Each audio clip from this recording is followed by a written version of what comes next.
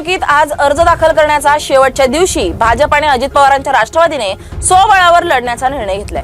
महायुतीतील दोन्ही पक्षांच्या नेत्यांनी युतीतील जागा वाटपासाठी वारंवार प्रयत्न करूनही एकमत झालं नसल्याचं मान्य केलंय। या निवडणुकीमध्ये महायुतीसाठी 2 पावलं मागे सरकून भाजपकडे प्रस्ताव पाठवल्याचा राष्ट्रवादीचा दावा आहे, तर भाजपकडून प्रतिसाद मिळाला नसल्याचा आमदार विक्रम काळेंचा आरोप आहे।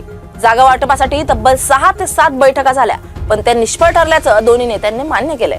आज अर्ज भरण्याच्या शेवटच्या दिवशीही एक बैठक झाली, मात्र त्यातही काही तोडगा निघाला नाही। जागा वाटपाची बोलणी निष्फळ ठरल्याने भारतीय जनता पार्टी ही स्वबळावर लातूर शहर महापालिकेची निवडणूक महायुतीऐवजी स्वतंत्रपणे लढणार असल्याचं जिल्ह्यातील भाजपाचे नेते संभाजी पाटील निलंगेकर यांनी सांगितले। आजच्या बैठकीत भाजपचे अभिमन्यू पवार, जिल्हाध्यक्ष बसवराज पाटील, अर्चना पाटील चाकूरकर आणि अजित पाटील कवेकर, तर अजित पवारांच्या राष्ट्रवादीकडून उदगीरचे संजय बनसोडे आणि अहमदपूरचे बाबासाहेब पाटील उपस्थित होते। आता या निवडणुकीमध्ये सर्वच्या सर्व 70 उमेदवार देऊन भारतीय जनता पार्टी आणि राष्ट्रवादी काँग्रेस स्वबळावर निवडणूक लढवणार आहे आणि राष्ट्रवादी सोबत त्या ठिकाणी त्यांच्या एक काँग्रेसमधून असलेल्या बी टीमच्यामुळे त्या ठिकाणी युतीमध्ये अडचण निर्माण झालेली आहे आणि निश्चितपणे भारतीय जनता पार्टी सर्व प्रभागामध्ये 70 ठिकाणी त्या ठिकाणी उमेदवार देऊन निवडणूक लढणार आहे।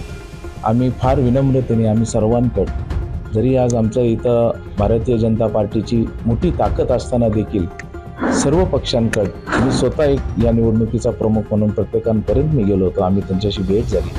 आमचे सर्वच नेते माननीय रमेश आप्पा आहेत, अभिमन्यूजी आहेत, अर्चनाताई आहेत, अजित आहेत, आम्ही सर्वजण मिळून, बसवराज पाटील साहेब आहेत, सर्वजण मिळून आम्ही सर्व या इतर मित्र पक्षांसोबत चर्चा केली।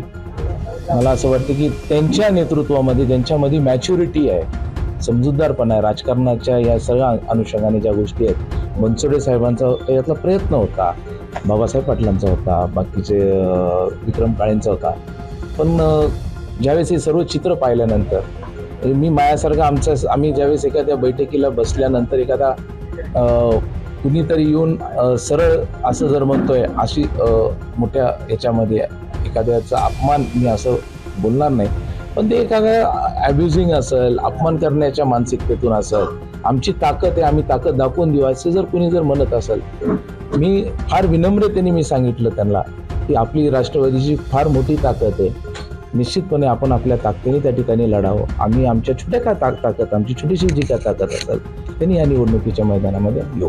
ही एकदाच नाही तर जवळपास 6 ते 7 बैठका झाल्या। त्यांनी ज्या वेळेस वेळ दिली त्या वेळेस आम्ही गेलो। आमचा हात आम्ही कधी धरला नाही। आमची एकच भावना होती की या शहरामध्ये महायुतीचा महापौर झाला पाहिजे, महायुतीची सत्ता आली पाहिजे। यासाठी 2 पावलं, शेवटी आपल्याला एकत्र यायचं असेल तर 2 पावलं मागं सरलं पाहिजे, म्हणून आम्ही ती भूमिका घेतली आणि आम्ही जे काही जागा माहिती होत्या त्यानुसार आम्ही चर्चा करून त्यांनी अंतिम केलेलं होतं। आणि रात्री सायंकाळी सुद्धा, काल रात्री पण त्यांनी सांगितलं की काय हरकत नाही, आपण पुढे जाऊ।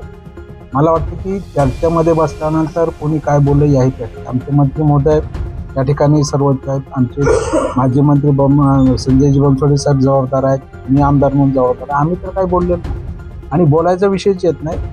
आम्ही जो प्रस्ताव दिला तो तुम्ही मान्य आहे की नाही हे सांगितलं पाहिजे, आणि मान्य नसेल तर हे होते म्हणून सांगितलं पाहिजे, ते त्यांनी शेवटपर्यंत करतो असं आम्हाला सांगितलं आणि शेवटी नाही असं सांगितलं। तरीसुद्धा मला वाटतं आम्हाला कोणावर आरोप करायचा नाही। आम्हाला आमच्या पक्षांना शिस्त शिकवलेले आमचे नेते अजितदादा पवार साहेब हे शिस्तीचं नेतृत्व आहे आणि त्याच्यामुळं आम्ही त्या शिस्तीमध्ये राहून आम्ही कोणावर आरोप करणार नाही। त्यांनी का म्हटले, काय केले मला माहीत नाही। युती करण्याचा निर्णय आमचा होता, परंतु ते फायनल अंतिम करायचा निर्णय कोणाचा होता, त्यांचा होता। त्यांनी तो करायला पाहिजे होता। आम्ही 2 पावलं मागं सरकलो। आम्ही काही जागा ज्या ठिकाणी त्यांनी सांगितलं की नाही इथं आमच्याकडे गर्दी आहे, ते तुम्ही आम्हाला सोडू शकत नाही, आम्ही तरी तिथं मागे झालो। आमची एकच इच्छा होती की इथं कुठल्याही प्रकारे महायुतीमध्ये मतांचं विभाजन होऊ नये।